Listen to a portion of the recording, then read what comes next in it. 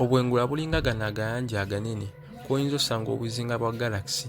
Mu myaka gya 1950 bannasayansi bo batyo basobola okudetectinga radio waves ezaali ez'amaanyi nga ziva mu bisaidi ya space.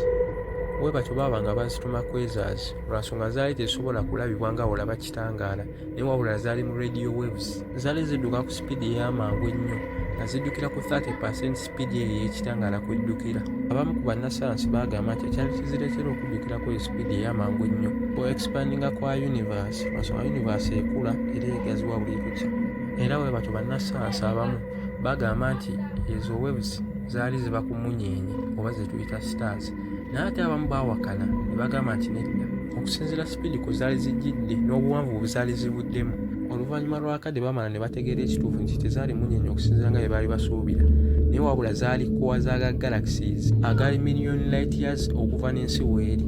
Era bwe batyo ne bazuula nti kyonna kye baali bazudde oba kye twaliyise quasars kyali kyaka nnyo n'okusingira ddala galaxy gye tutumu eya Milky Way oba galaxy gye tusangibwamu. Baali tebasuubira nti mu bwengula wayinza okubaayo ekintu kyonna ekyaka okusinga galaxy yonna.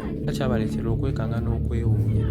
Bwe batyo baatandika okuba maapu y'obwengula okukakana nga basudde biliyoni ne biliyoni za quasars oba radio waves ezo ze nabagambyeko. Era okutunula mu bwengula baazuula nti sigino zaali ziba wala nnyo ekitegeeza nti ebyo ebintu byaliwo dda nga tetunnaba nategeera lwansonga light erwawo okutuuka ku earth atajjukira nti byali bitambulira ku 30% yokka sipiidi y'ekitangaala. Kitegeeza byaliwo dda nnyo. Quasars zaali nnyingi nnyo mu universe ey'edda era ne bazuula nti ziteekwa okuba zaaliwo biliyoni ya 10 emabega. Buli kimu kyonna kitandikawo obutandisi oba nga kikyali kito okuli ne galaxy yaffe. Era bannasayansi beewuunya nnyo amaanyi ga zi quasars lwansonga universe yalinga eyakannye ey'edda okusinga eyakati.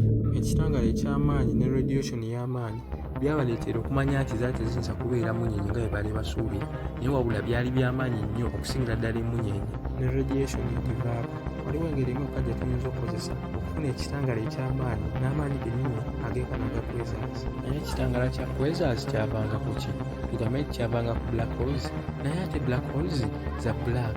Kati ate black holes eza black ziyinza zitya okuvaamu ekitangaala eky'amaanyi ekisinga n'ekya galaxy yaffe? Ekitangaala kya quasars ekyo eky'amaanyi tekiva mu black holes nga tubadde tusuubira oba twalirowoozezza naye wabula kiva mu kitundu kya black hole ekiriraanyeewo ekiyitibwa accretion disk. Twalyebuuziza nga tugamba ekitangaala ekyo eky'amaanyi ne radiation y'amaanyi quasars ebijja ku ki? Quasars zikwata matter ne zimufuula amaanyi ge zikozesa okwaka n'okufuna radiation y'amaanyi nga olaba black holes ne munyeenye. Lwakuba black holes zikozesa matter mungi nnyo lwansonga zikozesa amaanyi mangi nnyo okusika buli ekizijja mu maaso.